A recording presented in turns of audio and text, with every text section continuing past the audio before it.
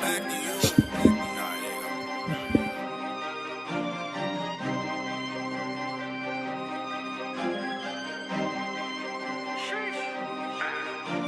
Yes, sir. We are here. We are here. And the reason why I'm not on the screen is because I do have things I don't want to reveal, baby. So, you know, my boy Rock, man, he been screaming and hollering about, you know, this, that.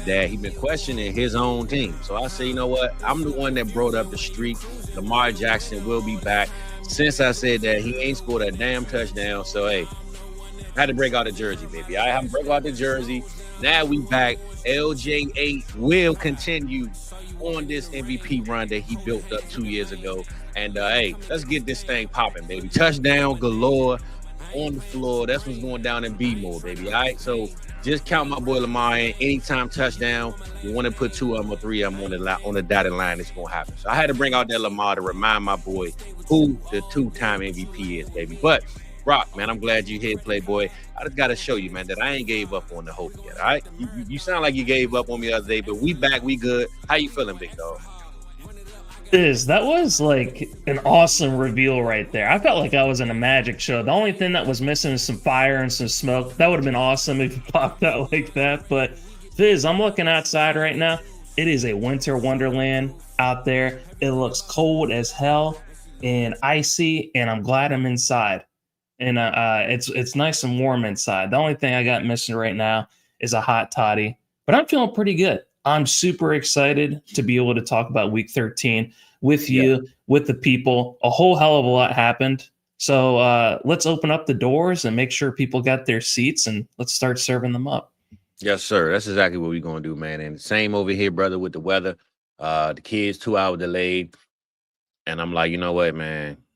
They might as well just stay home. But you know they're going to stay home when I'm off work because that's exactly how life works, baby. All right, so we will talk about my boy, man, soon. And we will get into a couple things, Rock. But before we get into the actual games, I know my boy Jake said, hey, the Panthers are here, baby. Talk about them first. So, Jake, salute to you, my brother. We will address the Panthers first. But before we get into the games, Rock, what was your thoughts on this whole weekend overall, man? Any big stories, any, big downfalls or uplifts of the teams that you rooted for? Or did you lose your parlays? Did you lose your fantasy leagues? Did you come back on the victories last night? What was your sauce for Week 13, brother? I think the main takeaway from Week 13, and this is a Bill Belichick quote. He says, like, after Halloween is when you really have to start figuring things out. It's when people start separating themselves. But it's after Thanksgiving or it's like you're either at your best or you're at your worst. So depending on who played at their best and who played at their worst, I feel like is a very good indicator of what we should expect for the rest of the regular season and going into the playoffs. Okay. So teams like the Ravens, they are not playing at their best, Fizz, right now. So it's very hard for me to believe, even if though that they are at the top of the AFC North right now, all I care about is a Super Bowl. That's all I care about for my team. We've already been going to the playoffs almost every damn year in the John Harbaugh era, in the Lamar Jackson era. So all I care about is a Super Bowl right now. So I have just a big pit in my stomach watching the Baltimore Ravens. I feel kind of the same way watching Dan Campbell's team with the Lions out in Detroit. It's just teams like that I'm like, man, why they can't get their shit together? And then there are teams like who played last night, the New England Patriots, absolutely dominating. It's the same thing with the Chicago Bears. So there are teams who are playing at their best and the teams who are playing at their worst right now.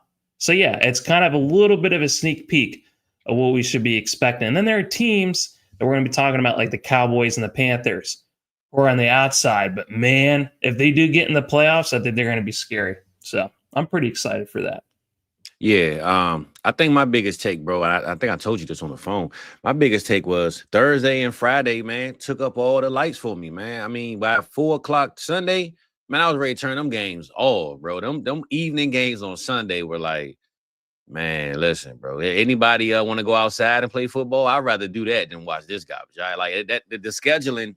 I know it's Thanksgiving and a Black Friday game And not that Philly and the Bears were the greatest game to watch, but man, those evening games on Sunday were straight snoozers, bro. You either had to be a fan of the game or a fan of football to really just enjoy those. So I think having those early slates kind of threw me off on Sunday a little bit. Well, you had your Thanksgiving meal, and then all the rest of the games were the leftovers. That's what it felt like on Sunday. They were all the leftovers. So yeah, that's exactly what it was. And honestly, not that there were a lot of blowouts, but it was like if you were a dominant team, you pretty much proved that on Sunday. And the pretenders continue to be pretenders. So that was my biggest take of week 13. I know we're starting to get to the Saturday games coming up, and NFL got sponsorships with PBS, CBS, Nickelodeon. Who knows when the next game gonna be played, bro? Like I literally have no idea what the schedule is going forward as far as what channel to watch, because we got Netflix coming up on Christmas Day. You got your prime games, Sunday games, and they might pop out with a Wednesday night AMA game. You know what I'm saying? We might air it over there on the Dynasty channel. We don't know. All I know is the NFL need to slow down the product, man, and give it to us in the right situations, man. They got too many channels. I'm lost, right? I don't know what the hell I'm watching, but Sunday evening definitely was a snoozer for me. I still watched it, but it wasn't the best quality of football. So, well, Fizz, let's not be too negative, because then people are not going to want to tune in for everything we have to talk about all these snoozer games. Well, we're going to talk about the good, though, bro. That's what I'm saying. Yeah. We're gonna get them back right. The NFL had us throw it off a little bit, brother, but we're going to get the people right. And, we going to address a lot of the games today. But I will just say, as we wait for the people to come in, I want to bring up just some highlight moments, though, right? Before we get into the games, we talked about the Brock Bowers catch. We talked about the Puka Nacua catch. We also talked about Treylon Burks catch, baby, because I remember I was the only one that spent $100-something on Fab with this dude. And I knew I'm in the league. I'm in leagues where we got $500 to spend. Ain't nobody in free agency anyway. But I'm going to be honest, man. I heard the name Burks, and I looked at Terry McLaurin not playing and Deebo Samuel's being old. I said, hey, man, Burks still a big body receiver. Maybe Jaden Daniels can get the Burks that we wanted, to come in Washington. And that catch right there over the guy Moss, you get Moss, and your name is Moss. It's a bad scenario going down for him. But man, I'm losing my voice now, Rock, because of you, brother. I'm messing with you. You say you lost your voice. Now I'm having to fade away. Hey, I'm feeling really good right now. I got some sleep last night. People can't even tell that I was probably sick the last 2 days. This could have, very easily not happened for me this morning, but I'm feeling pretty good. Kicked the wife out of the bedroom, so she had to go sleep in another room so I could get some sleep. But yeah, Fizz, do you have some clips for us that you want to show? Yeah, I wanted to bring that up, man. I had the Brock Bowers loaded up, locked and loaded, ready to go, brother. First of all, Rock, before I press play, man, when you saw this catch, what did you think? Because I remember you told me it didn't even look real. It didn't look like he caught the pass. Yeah, it looked like a Matrix glitch. Like the ball bounced off. It was some weird Madden video game, like to skip. It looks like it goes into the ground, into that, that black turf there, disappears, goes through a wormhole, goes through a black hole, and then ends up in Bauer's hand right there. That was absolutely crazy right there. But the crazy part, Rock, that I don't think you even peeped that I didn't notice. He put his hand over his face. Like he was trying to just literally look at where his right hand goes. Look. I don't even need to see it. The man said, I'm too good. I don't even need to see it myself. Let me cover my eyes right quick, man. This is how tough I am as a tight end, bro. So when I saw this play, though, Rock, I was like, damn, man, this is what Sundays are. When you got a terrible team like the Las Vegas Raiders, they get a Brock Bowers, who is the only shining light over there. I mean, we got Genty, he's a young up-and-coming guy. But when you get a play like that, instantly people start remembering, oh, damn, the Raiders, they actually do got some players over there. You know what I'm saying? We might have forgot, but once you get a play like that, they got 2 or 3. You know what I'm saying? Once you get a play like that, man, it wakes you up and start remembering, all right, cool. Maybe I can watch the Raiders until Geno gets sacked 34 more times, and then it's back to turning this garbage off, man. So that Bowers catch, he reminds people, at least for me growing up, Fizz, I thought tight ends had the best hands in the NFL because they had to catch those heaters only 5 to 10 yards away in traffic, get smashed by linebackers like Brian Urlacher and Ray Lewis. You had to have the best hands in the NFL at the tight end position. That catch right there reminds me, tight end position, they don't get the respect that they need to. They don't. Well, honestly, that was a nice catch. Some people say that was the best catch of the weekend, Rock. I beg to differ, my boy. I got to go holler at my boy Puka over there within the coolest, baby. Because this catch right here, Rock, listen, if you don't know, now you know. I know he's not the household name that everybody can kind of remember because it's Puka Nakua. I mean, it rhyme. Hey, maybe you can. I don't know. But the man is next to Devonta Adams. That's hard to outshine, you know, one of those legends like him, Hall of Famer. But when you got 12 on and you switch from 17, you get a vet the number. You go out there, you make Devonta Adams catches. And this play right here, Rock, my boy Puka caught this, man. This was crazy work, bro. Crazy work. Like the way he grabbed the ball with his wrist, like he connected it. He said, "I hold this for me. I bet, give it back." That's literally what it looked like he did. He told the defender, "Hold this for me. All right, give it back. All right, thank you. I appreciate you." And I know Jake got the victory, but Jake, man, I know if you was in that building, brother, you had to been worried a lot, man, that Puka juice was coming through on you, Playboy. Those are the types of catches that I have in my dreams. Like when those are the ones that I think are actually possible for human beings to actually be able to make. Those are the ones that, like, if I have superpowers and I'm the best, you know, football player that's ever existed, and I make catches like that. That's what I do on a regular basis. And that's I'm gonna be honest, Rod. Those are the could. catches that when you playing somebody on Madden, you throw the controller because you're like, man, this game broke, bro. This cheating, man. Ain't no way he caught that. Like those are the games that you quit the game because this catch is unbelievable. It should have never happened, man. Mm-hmm. That was absolutely insane. What a crazy catch. That's why he's our favorite wide receiver, Fizz. So. Nah, for sure. And you know that's my dog. And I will just say, Rock, I wanted to close it out because I was waiting last night. I said, all right, Rock, man, we got to see if there's any more highlight plays or highlight catches going on, man, in the NFL. And you was like, man, it's the Giants and the Patriots. Ain't nothing going to happen tonight. And you were right. They didn't, but I wanted to bring up this catch before we get to the people, get everything started, and see what's going on, because anytime I get a chance to troll the Commanders, I do, Rob. But this time, this is no trolling. This is just cooking, baby. All right, my boy Burks, the one that everybody hate, the one that everybody wanted to love, and he went to the Tennessee Titans and said, I'm done playing football for the rest of my life. So the Commanders picked him up. My boy is back, and the way you come back is how you do this on a Monday night, Rob. If they forgot your name, they're going to remember your name after this one. Monday Night Football don't get no bigger, baby. And when he caught that pass right there, I don't know where you were, brother. I was at work, but I looked at it and I said, damn, hey, man, listen, I almost got kicked out the building. I was so loud, like, damn. So what you thought about that? I was asleep because I was sick as shit. Oh. So, but I heard about this catch. I heard that they never thought that OBJ catch could ever be replicated. Yeah. And it looks like it was in this one right here. Absolutely insane. That needs to be like a logo somewhere, Fizz. Like, I mean, that reminds me of.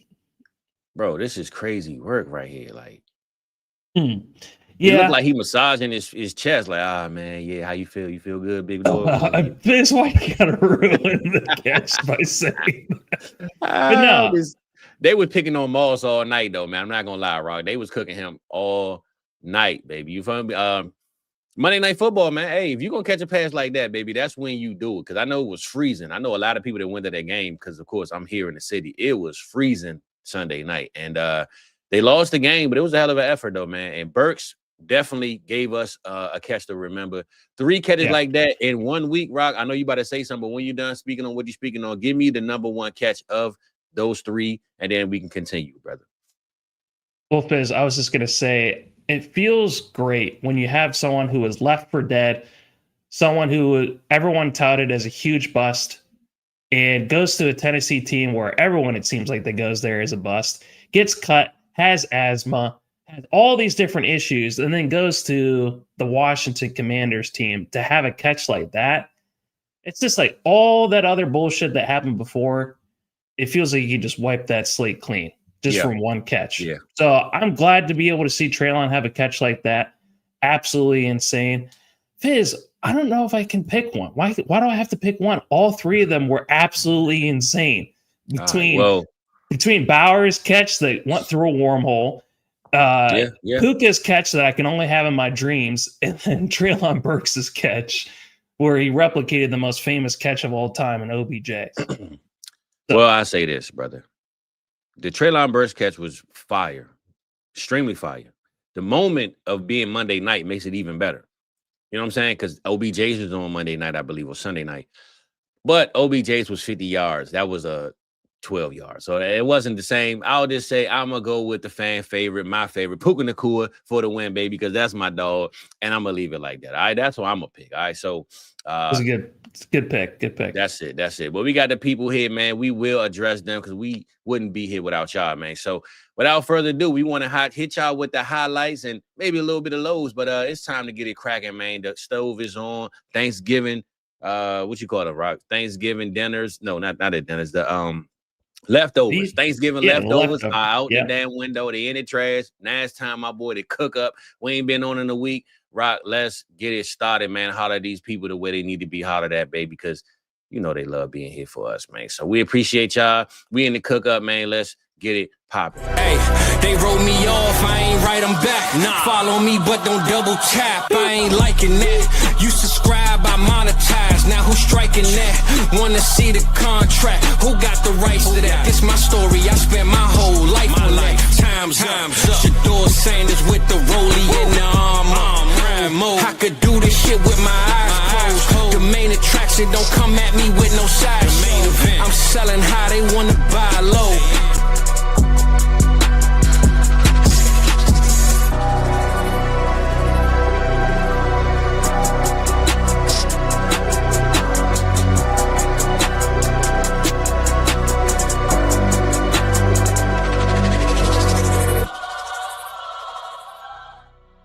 Yes, sir. Just like that, baby. We are back. Let's holler at the people, though, Rock, man, before we get it cracking too much, man. My boy, Big Jake, man, I know he was out there at that game, man. Hey, I wish, Rock, one thing I like about being in stadiums, for those that don't go to games, they watch on the couch, and you never experience that feeling.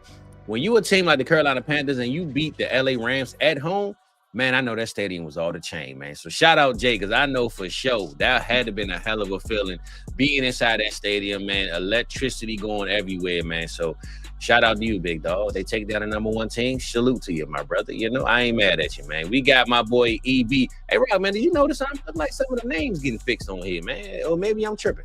I'm starting to see the regular names. Yeah, it's good to see. Yeah, man. Without all these catfishes coming through, baby. So we appreciate y'all fixing your names, or we appreciate YouTube or Stream, y'all, whoever the hell did it. We appreciate it, baby. But my boy Voorhees in the building. My boy Theo. I ain't seen you in a minute, Playboy. We appreciate you, big dog. Who else we got, man? Patty Mills up in here. Dart sold him. Yeah, man. Hey, 0.18. Hey, hopefully a stat correction is in your future, my brother. Hopefully for that, we're going to hook you up, man. But shout out my boy Connor is in the building, and my boy Shimmy, man. You know we holding them rollies up because that's the only way we could tell time, Playboy. Hold it up, man. Hold it up, man. But, Rock, it is time to address some things. And my boy Jake was first in the chat, first in the comments. He asked us to bring his team up first. So as we do, we're going to bring up my boy's team, man. We're going to hook it up. I got a new backdrop, right? I got something new I want to hook it up over here. Here we go. Oh, no. Treylon Burks, get off my screen. Okay. All right. Didn't mean to have you still, big dog. We're going to get you up out of here. There we go, Rock. All right. Hold up. Nope, this ain't the one. Boom. He's on fire. He's on fire, baby. He on fire. And let's be real. This coach is really on fire, Rock. This boy here, he doubted. Well, I ain't gonna say he doubted. The fans doubted his quarterback. They doubted the situation. They traded Adam Thielen to get him out of hell because we all thought Adam Thielen was in hell being in Minnesota in Carolina. Clearly, he went to Minnesota and it turned out even worse. He even retired. So shout out Adam Thielen for being ran out. He didn't retire. He got waived so he can go to another team for this. He asked for his release. Okay. He's going to go to a playoff team. So I mean, but bro, I'm be honest, man. Just imagine you thought it was hell in Carolina. You go to Minnesota. It's just your world is upside down. How the turntables. Man, listen, man. Shout out Adam Thielen for having to deal with it. But at least he still has the opportunity. But right now, man, we talking about the Carolina Panthers, baby. If you ain't on the roster, oh well, because we've been hyping up the LA Rams every week, Rock. And we ain't the only ones. Everybody does. They are the #1 team to me in the NFL. But Carolina Panthers had other plans, man. They say, yeah, you number one, but not in our house, baby. And how you feel about this win, Rob? Because one is one of the biggest wins of the season, the biggest plays of the season, because I watched this game for the most part, and I was mostly on red zone. But Rock, man, that boy Bryce Young was poised, bro. He completed, I want to say, like 3 or 4 fourth downs to continue drives. 2 of 2. Huh? He won 2 of 2 on fourth downs with touchdowns. Those were I was about to say the 2 that he made they weren't just regular fourth downs, bro. These were heaters that he put together. I think one of them was over like 18 yards, 17 yards. Both of them were over 20. Over 20. Jeez. All right, look, because I'm on the red zone. I'm all over the place. I didn't really catch it the way I wanted to, but I'm going to let you break it down because I'm over here trying to put the sauce on it, and you actually got the instructions on the seasoning, baby. So go ahead, hook it up, and let us know why these Carolina Panthers are for real. And, hey, man, they beat the number 1 team in the league, baby. Fizz, this is what you call a complete team win. I kind of want to just backtrack just to what got us here, Fizz. Remember a year ago where he was getting benched for Andy Dalton, and he was all over the damn place. He was completely out of sync. And this team, it looked like it was going in the wrong direction very, very fast. That this was going to be a like 2 to 3 year rebuild. And by that time, Dave Canales, Bryce Young, everyone you could think of wasn't going to see the light of day as far as, those rebuilds and it going in any possible good direction. Now look where we're at, where this team is operating on all cylinders, Fizz. The run game looks absolutely awesome with Chuba Hubbard and Rico Dowdle. They look like one of the best 1-2 punches in the entire NFL. Jalen Coker coming back. Him and Tetero and Xavier Legette, I think are, that trio at wide receiver looks absolutely awesome because they're all big. They're all fast. They're all able to operate on the perimeter of the field. And they also have 2 great tight ends in Tommy Tremble and that guy out of Notre Dame. I can't remember his name right now. This is Mitchell Evans. So all these weapons are clicking on all cylinders. They're all healthy. But here's the thing. Here's the difference from last year, Fizz. Their defense looks healthier than it was last year. They were missing their D tackle, their first round pick, Derek Brown, last year. Yep. He had a very pivotal strip sack fumble on Matthew Stafford in this game that completely turned the game around because the Rams, they were scoring at will. They still looked like one of the best teams in the NFL. They were going up and down, but it was those 2 turnovers because going into this game, Matthew Stafford only had 2 picks. And then he throws 2 picks in this one, including one that was a pass deflected interception to the former Los Angeles Ram. And they also get that last one that was the pick 6 where Matthew Stafford got absolutely lit up on that play as well, just to add insult to injury. But yeah, it just seems like with this team, with them given the protection for Bryce Young to be able to make the catches that he's doing, I had to go back and watch JT O'Sullivan break down Bryce Young's game. He says that the biggest difference between Bryce Young this year compared to where he is last year is that Bryce Young's footwork is working very well with Dave Canales' very aggressive style of offense. I mean, how more aggressive can you be, Fizz, if you go for it not only on fourth down, but you're going for these huge ass passes of like 20 yards for the win, like 2 20-plus yard fourth down conversion. Fourth down, bro. That's the big word, fourth down. To Coker and to Tetero McMillan. Yeah. 4 touchdowns. Like, it doesn't get any more aggressive than that. You see Bryce Young, he's smiling, he is happy, he is in sync with his wide receivers, and that's the number one thing. I think that's the biggest difference from where he was last year to where he is this year, is that the protection is holding up so that he can be in sync, in rhythm, on time for those big developing plays that are happening down the fist. So I absolutely love seeing what I'm seeing from Bryce Young. Just the last month, it looks totally different. I went back and looked at my grades for Bryce Young, like a month ago when we did the QB series. It wasn't that great, Fizz. It really wasn't. He was towards the bottom of the league. I bet if I redid those grades right now, he'd be a lot higher up.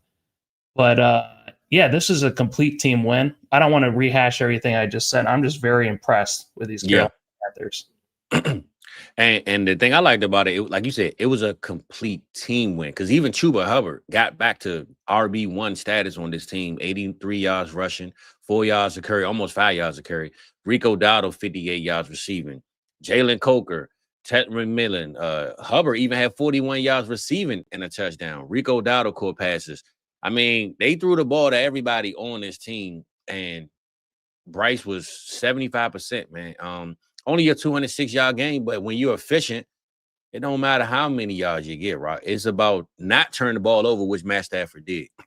And I will just say, looking at the Carolina Panthers, bro, I think people like to compare Bryce and guys like Kyler Murray in a sense. I mean, one, because they're the same size, but two, like the mental thing with them, right? And I think right now Bryce is really, because I listened to him talk on at the podium.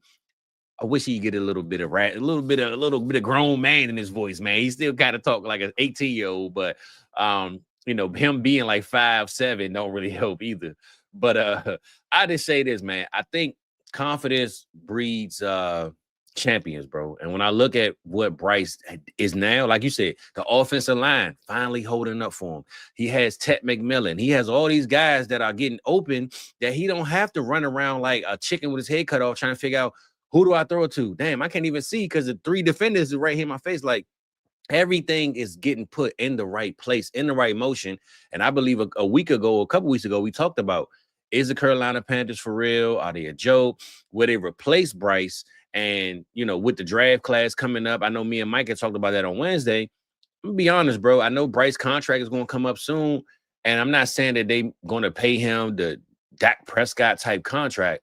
But I believe right now, Bryce Young isn't even thinking about that. He's thinking about just thank you, coach. Thank you, GM. Thank you, owner, for getting me where I need to be and putting me in a situation to win. Because we talk about this all the time with a lot of these young quarterbacks. They're in situations where it doesn't help them. And then the fans want to blame them and say, this guy's a bust.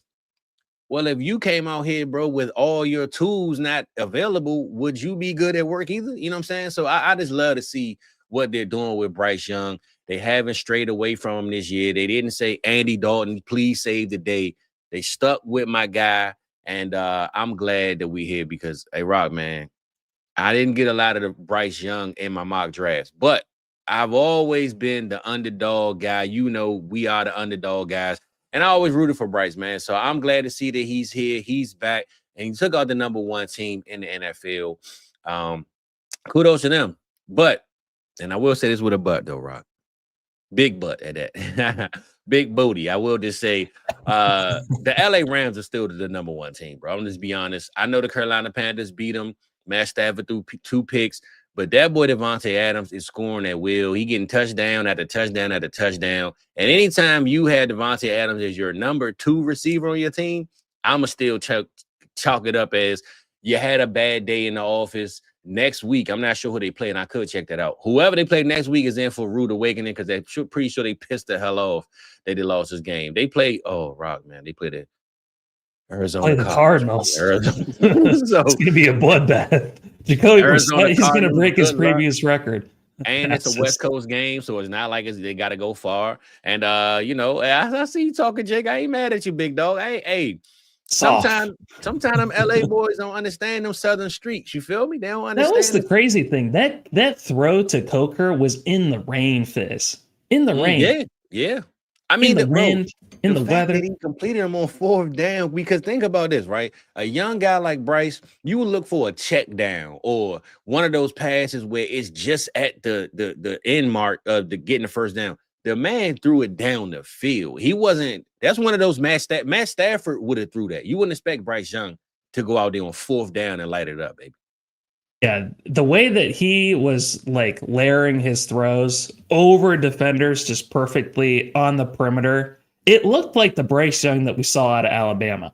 Like when he was coming out of the NFL draft, like him and CJ Stroud, you could pick between them who was the better passer, between Bryce Young's like throws down the field, which is kind of crazy with his size. Like his arm strength and his size and the way that he puts touch in the ball, they don't seem like they match together. And then CJ Stroud is unworldly when it comes to his accuracy. But both of these guys, like there was a huge debate, like especially with CJ Stroud had the season that he did as a rookie. Everyone's like, oh man, we picked the wrong QB for the last couple of years. And to see Bryce Young have the game that he did to beat the best team in the NFL. Now, here's the question though, Fizz. Because it's just like they have this game and it's always what you say, Fizz. It's just that you play to the level of your competition. The Panthers played to the level of their competition with this game. But Fizz, they just got their asses whooped by the San Francisco 49ers last week, but when they had 3 turnovers, and they lost to the Saints only 2 weeks before that. So it's just like they are super inconsistent. I don't know why, but they have to be able to beat. They have 2 divisional games coming up with the Saints, with the Buccaneers. Their only chance, so they have like a 29% chance, 22% chance of making the playoffs, Fizz. The only way they really can make the playoffs is if they beat out the Tampa Bay Buccaneers for that division. They're not going to get in as a wild card, Fizz, because they're like 3 games behind like the next wild card team. That's how brutal and cutthroat the NFC is this year. When the San Francisco 49ers and the Seahawks that have 9 wins are ahead of you, there's no chance you're going to be able to do that. So do you think they're going to be able to beat out the Tampa Bay Buccaneers to be able to claim that last spot? And see, this is the thing, bro. I'll say this. I like the Bucs. I think the Bucs are on paper coming into the season and during the season the better team, right? And Buka, Mike Evans when he was healthy, Godwin when he's healthy. But right now, those guys aren't healthy. So I'll just say the momentum, man, is the air is going out of the sails with those ships out there in Tampa. You feel me? Like the Pirates is searching for some gold, man. It ain't they might hit Bikini Bottom is what I'm trying to say, Rob. You feel me? They've lost 3 of 4 games, Fizz. They've lost 3 of their last 4. They on Bikini Bottom looking for gold right now, baby. It ain't looking good. I would just say this division to me is who has the momentum, who finishes with the most, like that engine going, because if the Tampa Bay Bucs are on a losing streak, and I know you said the Panthers haven't been consistent, but to beat a team like this, I'll just say you said they play the Saints next week, right? Yep, that's right. And I understand that this is a division game, but Rock, this Carolina Panthers team can't just win this game. They have to dominate the Saints, bro.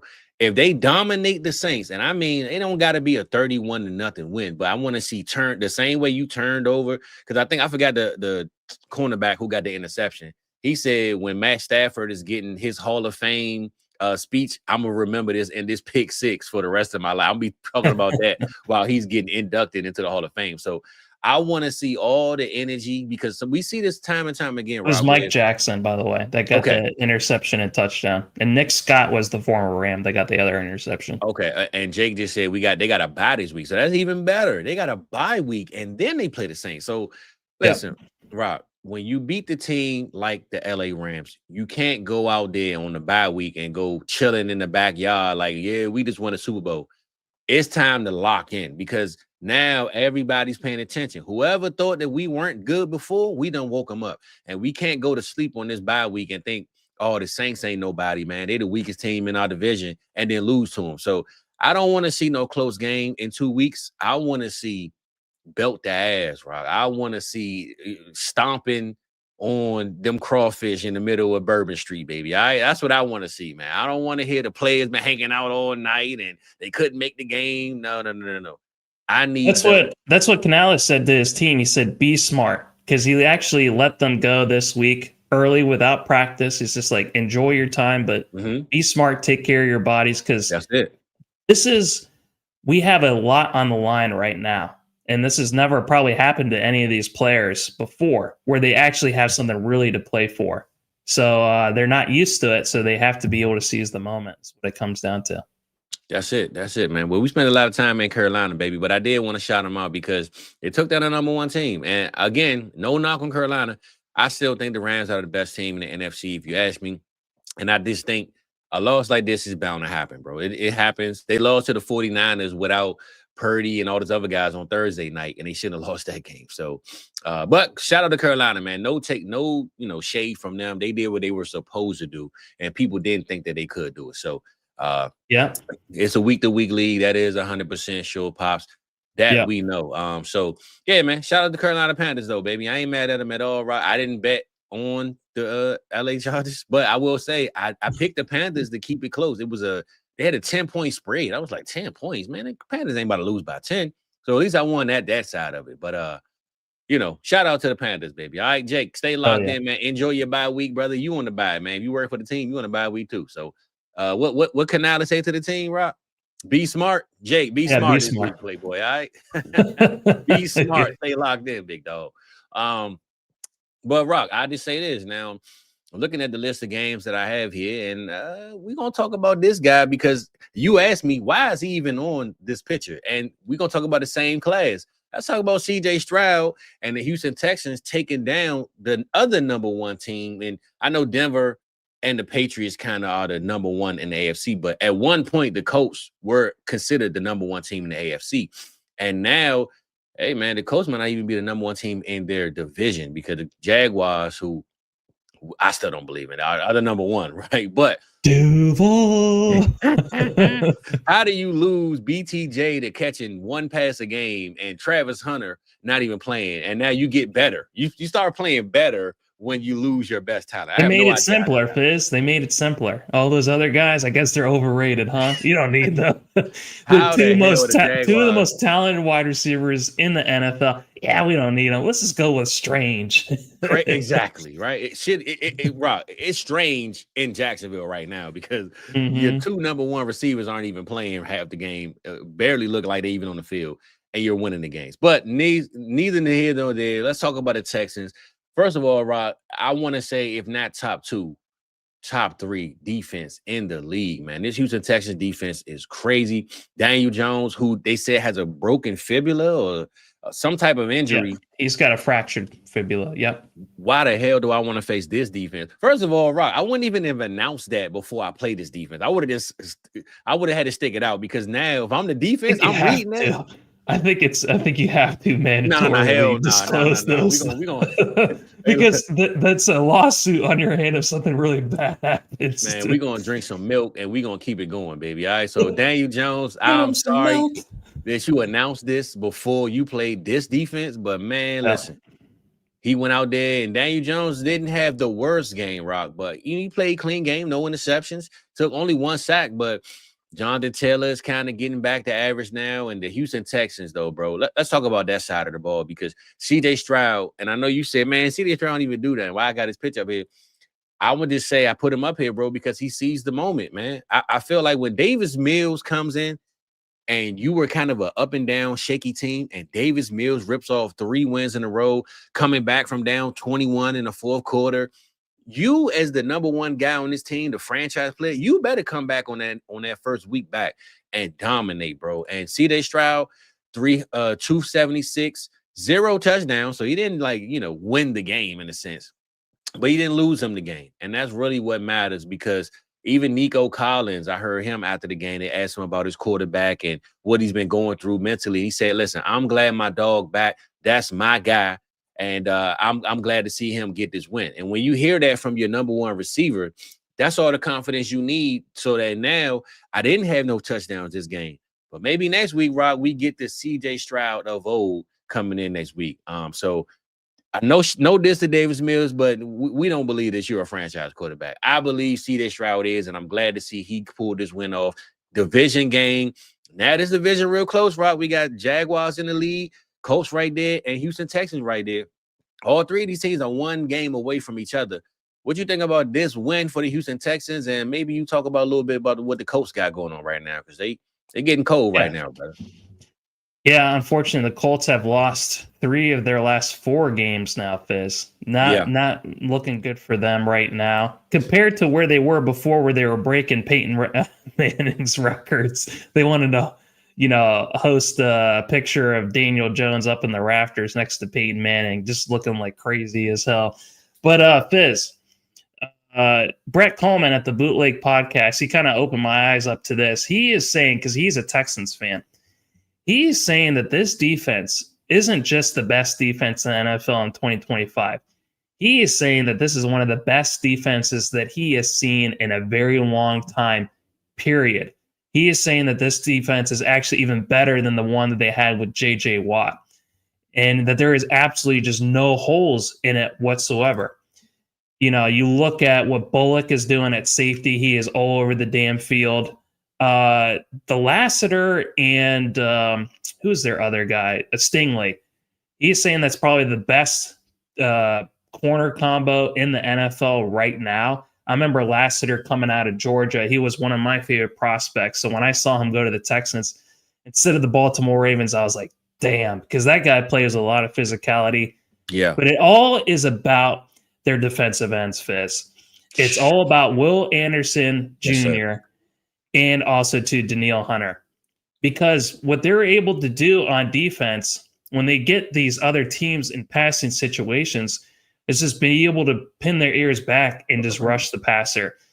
And they're doing it with a lot of effectiveness, Fizz. They held the number one most efficient scoring offense in the Colts, just 16 points. It's the first time Indy was held under 20 points all season, Fizz.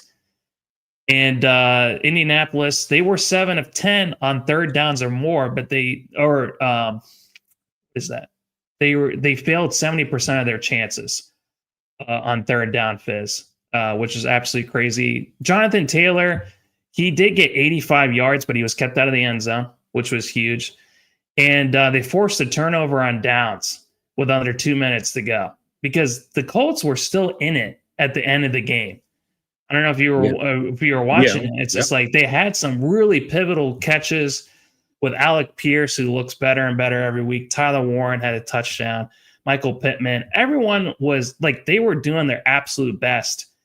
And but that defense, man, it's really hard to argue that they actually are the best defense in the NFL right now. I think that's the whole Davis Mills, he's looked awesome. He's done what you would expect from a backup QB. Is just to get 1 win or 2 wins while your QB is gone. He was able to get 3, Fizz.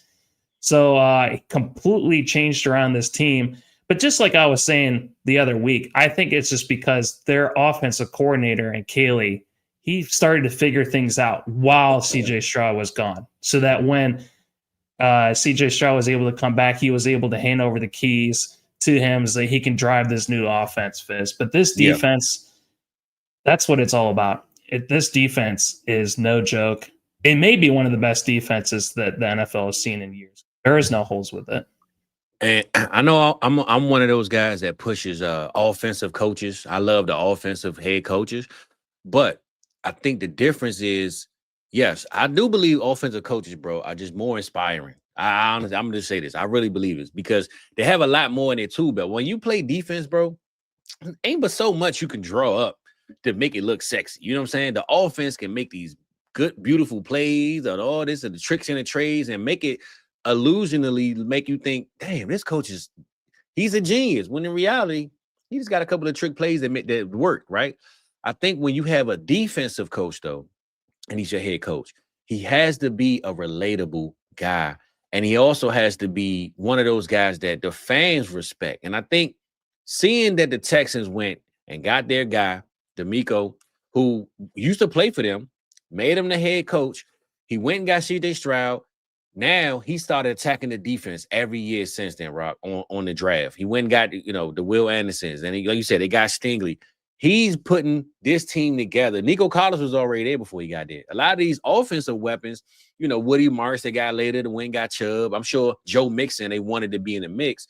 The Houston Texans, to me, bro, aren't the best team. But I think they have a coach like a Mike not Mike Singletary. What I'm talking about? Mike Vrabel.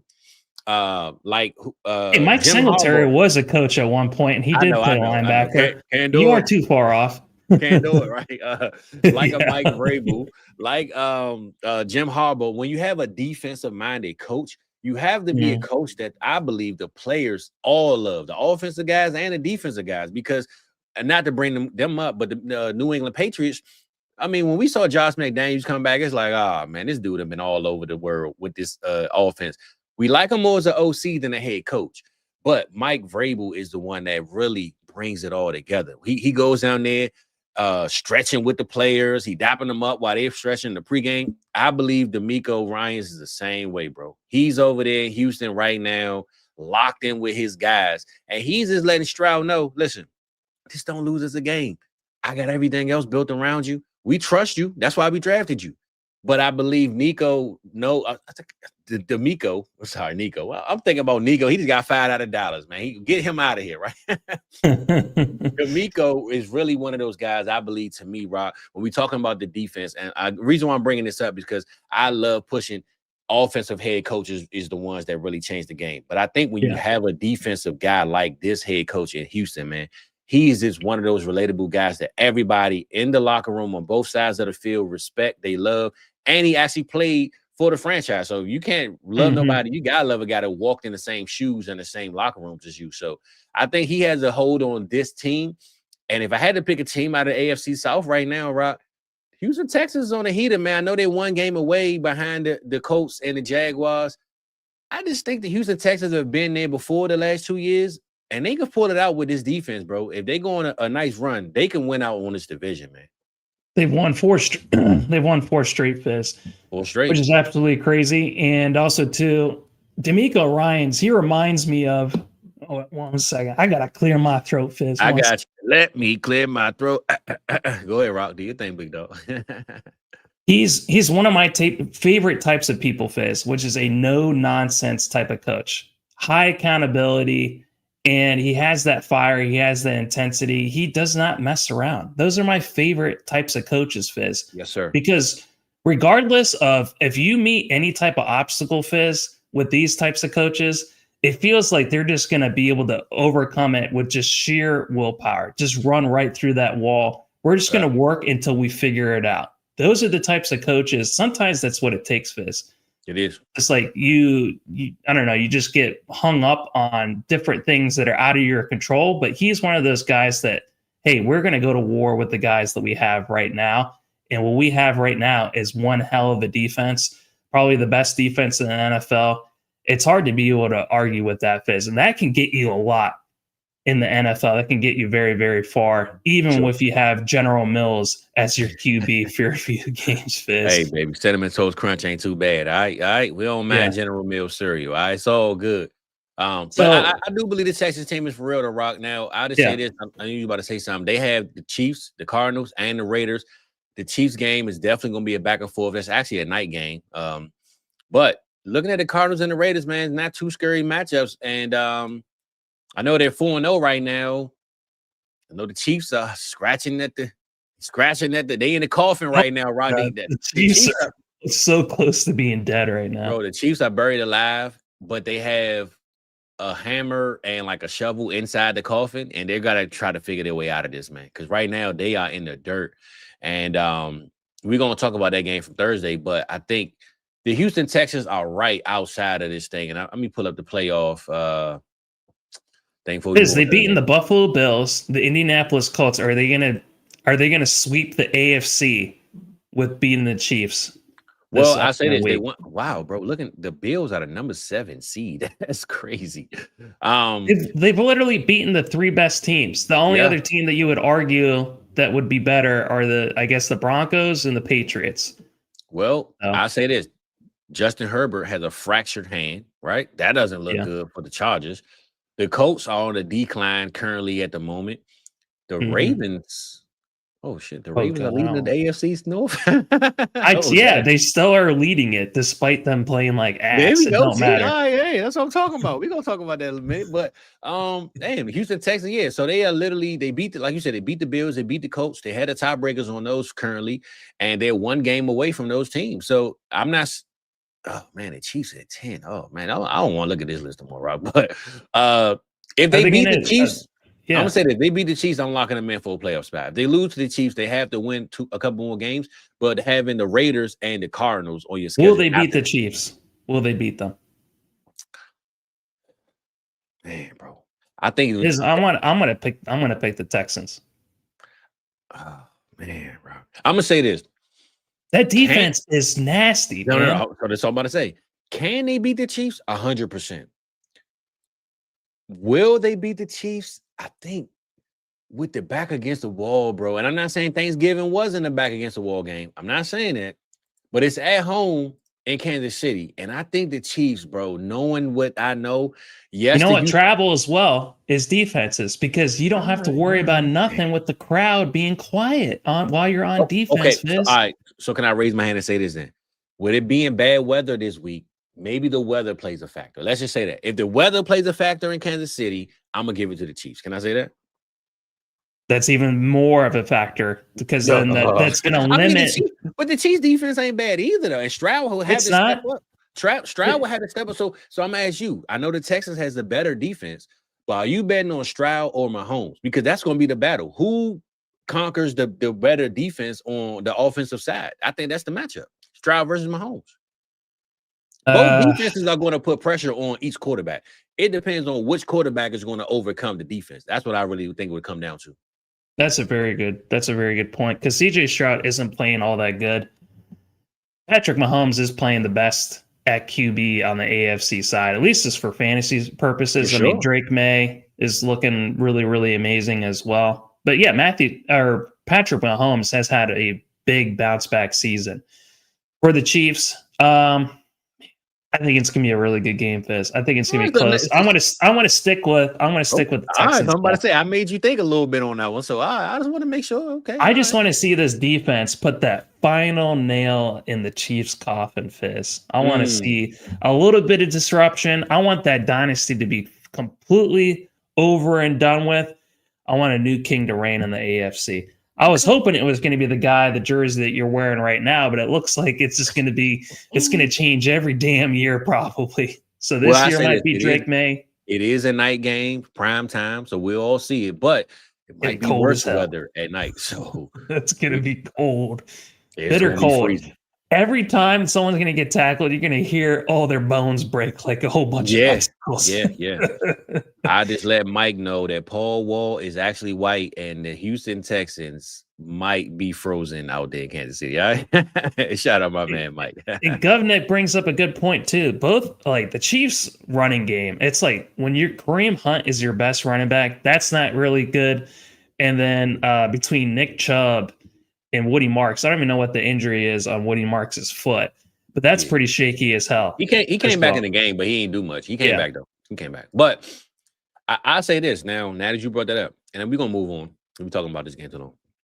Woody Marks and Chubb versus Pacheco and Hunt. That could be a big matchup too, because the run game might be what matters the most. I know we talked about the quarterback, might be the run game, because they're gonna need those goal line touchdowns, and who can get that first down on 3rd and 2. And so it might come down to the run game. This is going to be a complete matchup, bro. So I will just say Rice versus Collins. That's going to be awesome. It's going to be a great matchup, bro.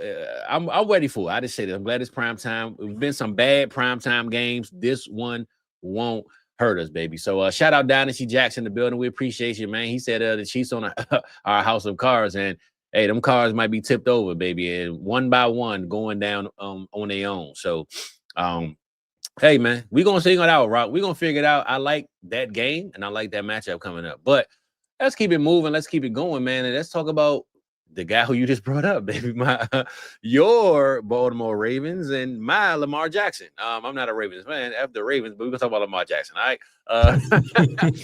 Rock, I will say this. I'm in Maryland. Cold as hell that night. Again, freezing freaking cold on Thanksgiving around here. Actually, my brother went out there to the game, man. He's a Bengals fan. So shout out Mark, man. He's at the game.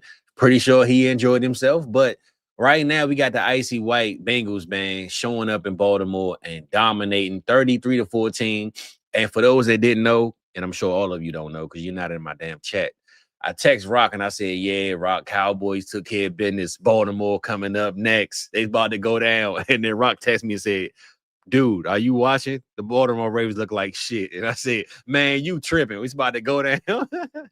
Yeah, Rock, I'm looking like Vince McMahon right now. I didn't delete that text. I take it back. I didn't mean to say that. Rock, man, break down your team, man. Let us know why the hell I was tripping so hard. And why is Lamar doing what he's doing, baby? What is going on in Baltimore, brother? Fizz, Lamar is playing the worst I've seen him with a Baltimore Ravens jersey on his back. He has not looked good. He has not scored a passing touchdown in 3 straight games, Fizz. Not a single one. Not against the Bengals, not against the Jets, not against the Browns, Fizz. It has looked absolutely awful. And here's the thing. We have to remind ourselves of that he is a 2-time MVP winner, Fizz. Yeah. I mean, he's broken so many single season records as a passer, not as a rusher. He's done those records too, which makes him one of the greatest QBs of all times, Fizz. He's broken records on both sides of the ball with rushing and with passing. So he is not taken. It's not like he's forgotten how to play football, Fizz. There has to be, I think it's one of two things. He's either still hurt, which I think is what a huge part of it is. And also too, his offensive line looks like dog shit this year. You have no time to be able to, and who are you going to throw to? Zay Flowers and Mark Andrews. Those are your top 2 weapons, Fizz.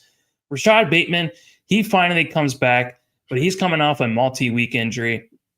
DeAndre Hopkins, like, I absolutely love being able to see him in a Baltimore Ravens uniform because he does catch everything that's thrown to him, but it's a wasted year, unfortunately. It's unfortunately a wasted year for him. And then Derrick Henry, he's doing the best that he can, but he also has to, run behind that terrible offensive line. I think that's really what it comes down to. It's Lamar Jackson being hurt and the offensive line playing like shit. So when 2 of those things happen, you're going to have games like this, Fizz, where you really can't get anything going. The defense seems to be turning a corner. They did the same thing last year. They went from literally the worst defense to the best defense in the span of like 10 weeks. They're trying to do the same thing again this year, but it's not going to matter because when your MVP quarterback is playing like that, below average, and he's hurt, and the offensive line's bad, it's just not going to happen this year, unfortunately, for the Baltimore. Well, I say this, bro. After all that you said, they're still number 1 in their division. So that's the crazy part about it. And I'm not saying that they're the number 1 team and all this. I'm just saying the AFC North is like the AFC South this year. Yeah, it's bro. Basically what it is. The AFC North is the worst division in football. Flipped upside down. You're right, because the AFC South used to be the joke of the league, and now now they're gonna have Duval and the Colts and the freaking Texans in the playoffs. And right now, the Bengals are 4-8, Pittsburgh 6-6, Baltimore 6-6. So I'll just say this, Rock. Everything you said hit the mark. I'm with you 100% on every single thing, literally. My biggest problem is with this team, and I don't know when Baltimore will address it because it seems like they don't want to do it. Zay Flowers, Mark Andrews, right? I've always said I think Isaiah Likely is the number 2 receiver on his team. I don't know why the Baltimore Ravens like to have either Andrews have a good game or Likely have a good game. It's either back or forth. It's never they have 2 good games combined. Right now, you just brought up D-Hop as the number 2 receiver. He's kind of way past his time. You don't have a number 2 receiver. I don't understand why Likely in his frame, you got to convert him to a tight end / receiver because to me, that's how they use him, Piss. That's how they use him. They use him mainly as a big slot. It took a long time for this to happen. Like they're just now doing it. Not really. It has more to do with. I'm trying to think of what the best way to go about it. Because here's the thing: they are best at running the ball, but they abandon the run so damn early, Fizz. They shoot themselves in the foot so many damn ways because when they start getting behind, they start panicking. And you need to be able to have both those tight ends on the field to be able to block because their offensive line is looking so bad. So it's like you can't always have Mark Andrews and Isaiah Likely always going out for routes when they need pass protection is really what it comes down to. So the offensive line is hampering every other aspect of the game. And when you had Isaiah Likely last year, he was popping off. It was because their offense was at their best last year, Fizz. Not going to look that way this year. They have a whole bunch of number 2s. They've never had a number 1.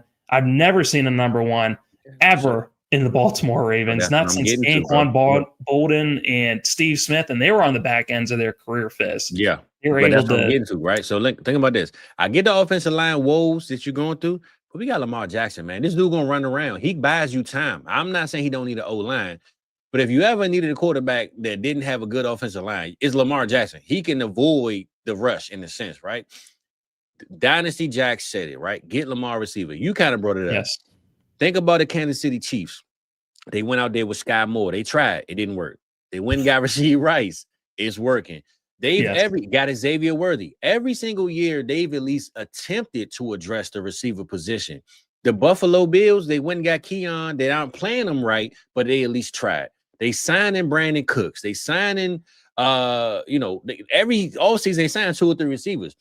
Baltimore Ravens just say, oh, yeah, look, give us D-Hop. We good after that. Like, you got to go address the position because Zay Flowers is not a true number one. Put it like this, Rod. Think about Devonta Smith, who won the Heisman. If they didn't have A.J. Brown and that whole offense took a transition, we might not have seen the best Devonta Smith be where he is now. I think he needed A.J. Brown there. The best Zay Flowers is yet to come because he needs A.J. Brown to kind of take the offense away and open up the field for him. And I don't understand why the Ravens haven't done this. Looking at Jamar Chase and T. Higgins in the same division, I would have said instantly, oh, all right, we got to catch up, you know? I can tell you why, Fizz. Because after offensive line, defensive end, and quarterback, the most expensive position by far is wide receiver.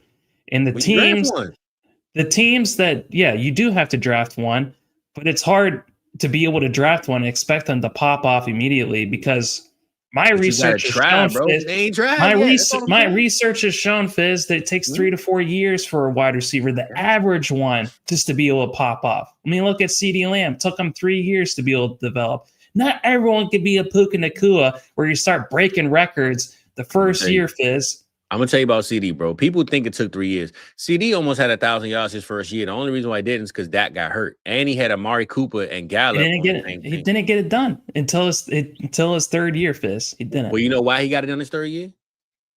Because it took him that long. Because it takes a long time to be able to develop as a wide receiver. Amari Cooper was the true one. He didn't get the opportunity to be the true one. That's what I'm saying. He never got the opportunity.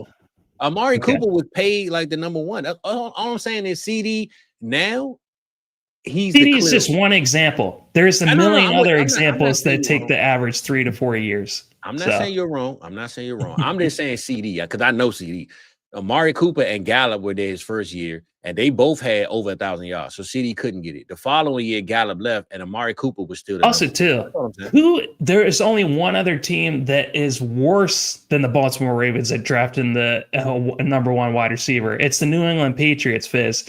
Those two teams are the absolute worst when it comes to drafting a wide receiver. Look at all of our number one wide receivers. Go all the way back to the days of Mark Clayton. Remember his bum ass? We got John Walt, man. John Walt brought it up now. You took Bateman in the first day. That is facts. That is facts, John. We've taken a lot of wide receivers in the first round, including Zay Flowers. So it's just like they have been trying, Fizz, and it hasn't been working. I forgot about Bateman. You're right. But I'm going to say this. We all know they shouldn't have drafted Bateman. That was a bad pick. I don't think that was a good pick anyway. And the problem with that pick is, Rod, now think about the receivers that they take, right? You said they trying. I'm not saying they not. Zay Flowers and Bateman still aren't number one receivers to me. They're not staturally built like a number one receiver. They haven't gotten a D-Hop in his prime type. I thought Zay would be the next Tyreek Hill. That's what it was with his speed. And I get that, but he's not. You know what I'm saying? So, no shit. Tyreek Hill is a one-of-a-kind wide receiver. I'm just saying. They wanted Antonio Brown. That didn't work out, right? That was a whole another issue. But I just need them, Rock, to just look at the Buffalo Bills again, right? I just thought about this, Rock. They even tried to get Amari Cooper on that team last year. Like, Buffalo has been trying, bro. They've been trying. They've been going out getting receiver after receiver after receiver. Baltimore just say, you know what? We like to play defense and run the ball. That's our formula. Man, when you looking at everybody else around you, lock in at that position, you have to just say, we got to figure it out. And I'm not saying they didn't try, like you said, with Bateman and Zay. They're trying to zig where everywhere else is zagging. Because if you There we go. Which may work sometimes, especially when you have an MVP, two-time MVP quarterback. He can make up for a lot, Fizz. But yeah, he's hitting a wall, unfortunately. There is limits to his amazingness, is basically what it comes down to. And that's what it is for every QB. Him, Mahomes, Josh Allen, there are limits to these superheroes, Fizz. They have their own kryptonites, and you need offensive linemen and you need playmakers. If you don't have either of those two things, I don't care who you are, Fizz. You're not going to be able to get it done. So, And but I Lamar, also man, I'm gonna come holler at you. All right, big dog. I'm coming up there, man. Coming out to can we Baltimore this weekend, man. we give Joe Burrow some love. I Yeah, mean, let's go ahead, man. as We got tough the as it White is Tigers being a over there, Ravens man. fan, He's yeah. looking dominant. Home Alone is about to start showing on your TVs for the next 30 days. It is Christmas time. Rob, before we get into Joe Burrow, this is a random ass question. Is Okay. Home Alone the best Halloween Christmas movie of all time? It's hard to beat. I mean, No, it's I not got my one for you. personal favorite. It's probably the most perfect Okay, what Christmas one, movie two, of all time. 102? Which one? Because that's the big question too. I mean, like I'm personally a big National Lampoon's Christmas Vacation guy. I like more of the gritty stuff. So I like Die Hard. I like Scrooged. I like seeing the darker side of You're the one humanity. that said it is though. From like an objective standpoint, like me, like looking at the movie as it, in and of itself, it is a perfect Christmas movie. It's hard to argue that nothing is better, that there's anything better than Home Alone. I got one better for you, brother. All Jingle right, all what the is way, big dog. All right. Turbo Man is that dude. That's how we gonna finish that conversation, man. All right.